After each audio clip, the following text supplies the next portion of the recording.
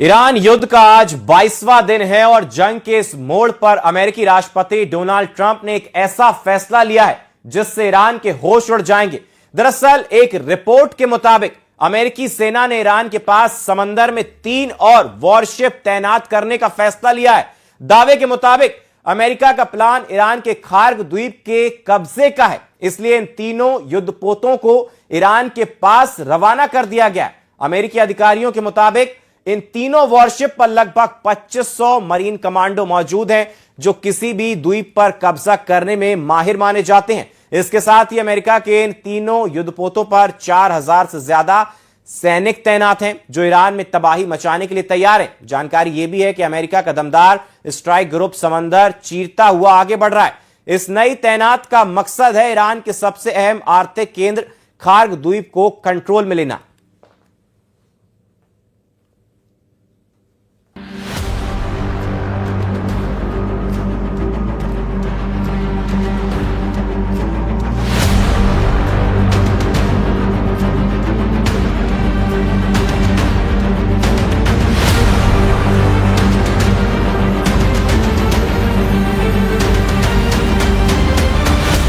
समंदर में ईरान की घेरेबंदी, अमेरिका का बड़ा एक्शन।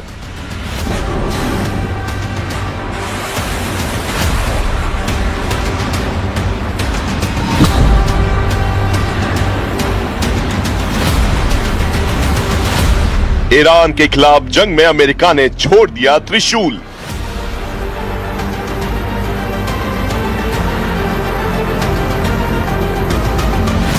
खार्ग द्वीप पर कब्जे का प्लान, ट्रंप का ऑपरेशन ईरान एक्टिव।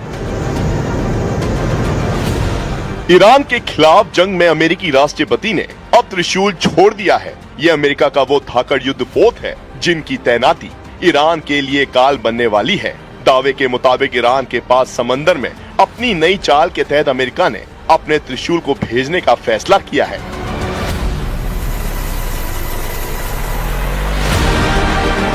यानी कुछ दिनों में समंदर में लोहे का एक ऐसा खौफनाक अंबार लगने वाला है जिसकी मिसाल जंग के इतिहास में कम ही मिलती है।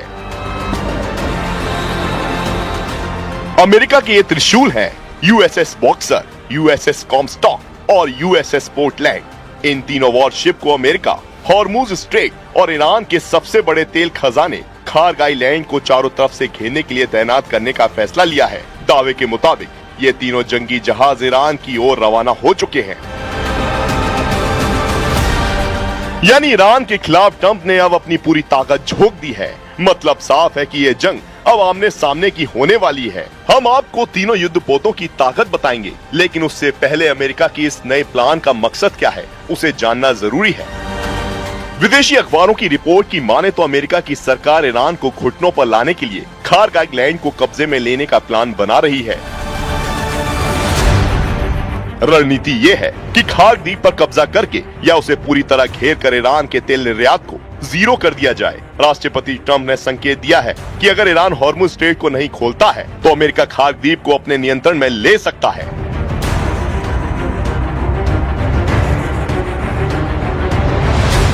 इससे पहले भी पश्चिम एशिया में अमेरिकी सेना ईरान के खार्ग द्वीप पर सटीक हमले कर चुकी है, लेकिन इन हमलों में ईरान के तेल के बुनियादी ढांचे को बचाकर रखा गया ताकि फ्यूचर में उसे सौदेबाजी के रूप में इस्तेमाल किया जा सके।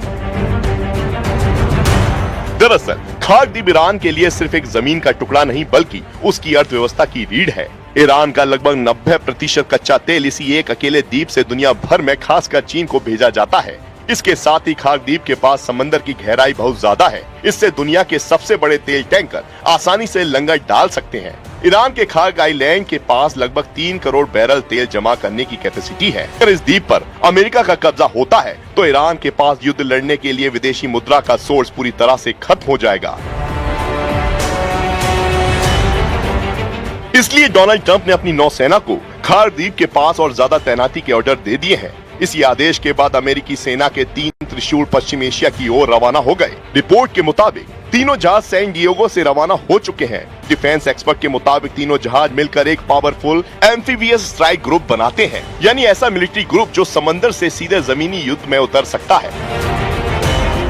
बताया जा रहा है कि इस पूरे सैन्य काफिले में करीब 2500 मरीन तैनात हैं। इन मरीन कमांडो को तटीय हमलों और द्वीप पर कब्जे के लिए जाना जाता है। इनके साथ ही तीनों वॉरशिप पर करीब 4000 सैनिकों की तैनाती है। यूएसएस बॉक्सर एक छोटे एयरक्राफ्ट कैरियर की तरह काम करता है, जो हेलीकॉप्टर और अन्य एयर एसेट्स के जरिए ऑपरेशन को सपोर्ट करता है। वहीं यूएसएस पोर्टलैंड के जरिए मरीन सैनिकों और उनके टैंकों और बख्तरबंद वाहनों को तट पर पहुंचाने के लिए इस्तेमाल किया जाता है। इसमें आधुनिक लेजर हथियार प्रणाली भी लगी है, जबकि यूएसएस कॉमस्टॉक जैसे जहाज से लैंडिंग क्राफ्ट को लॉन्च किया जाता है, जो भारी हथियारों और सैनिकों को उथले पानी में या द्वीप के किनारे तक तेजी से ले जाते हैं।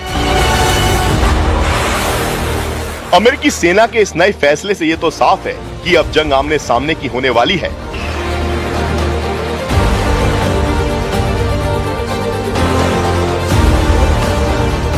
लेकिन अमेरिका के लिए ये उतना आसान नहीं होने वाला, क्योंकि ईरान पहले ही चेतावनी दे चुका है कि उसकी सीमा के अंदर किसी भी घुसपैठ का जवाब आत्मघाती ड्रोन और मिसाइल की बौछारों से दिया जाएगा।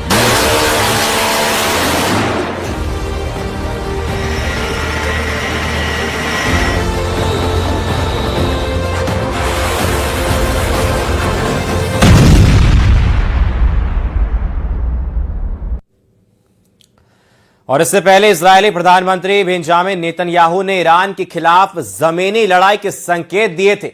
नेतन्याहू ने कहा था कि अब ईरान पर आसमान से बमबारी काफी नहीं है, जमीन पर उतरकर जंग जरूरी हो गई है।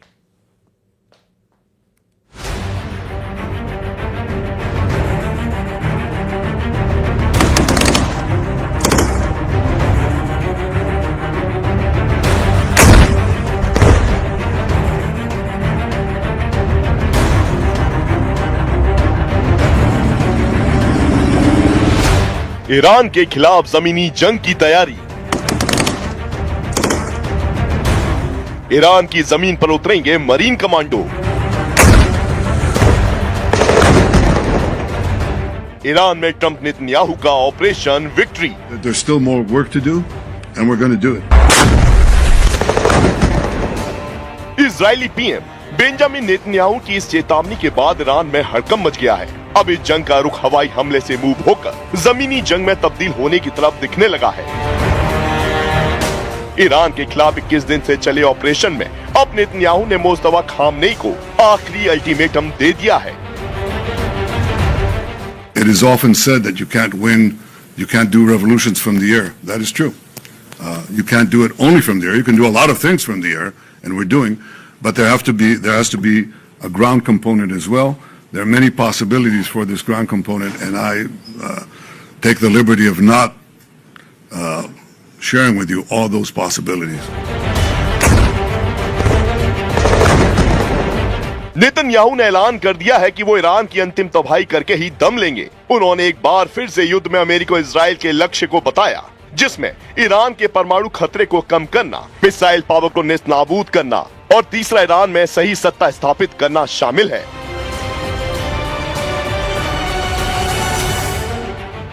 Our goals are three. One, removing the nuclear threat. Second, removing the ballistic missile threat, and removing both of these threats before they're buried deep underground and become immune from aerial attack. And third, this means creating the conditions for the Iranian people to grasp their freedom, to control their destiny. Today, the Ayatollah regime is not only attacking America, not only attacking Israel, not only attacking the Iranian people, it is attacking the entire Middle East and beyond. They've attacked civilians and American assets in Iraq, Kuwait, Saudi Arabia, Bahrain, Qatar, UAE, Oman, and they've even attacked through their proxies Cyprus and Europe. We've warned for decades that their ballistic missile program would be used to attack these targets far and wide, and if they're not stopped, that's just the beginning. अब इस target को पूरा करने के लिए Netanyahu ने ground operation होने के संकेत दे दिए हैं। यानी ये जंग अब उस फेज में पहुंचने वाली है जिसमें अब आमने सामने की जंग होगी। एक तरफ अमेरिकी इजराइल के सुपर कमांडो होंगे, दूसरी तरफ ईरान के धाकड़ कमांडो होंगे। इजराइल से पहले ही अमेरिका ने इस ग्राउंड ऑपरेशन की तैयारी कर ली है।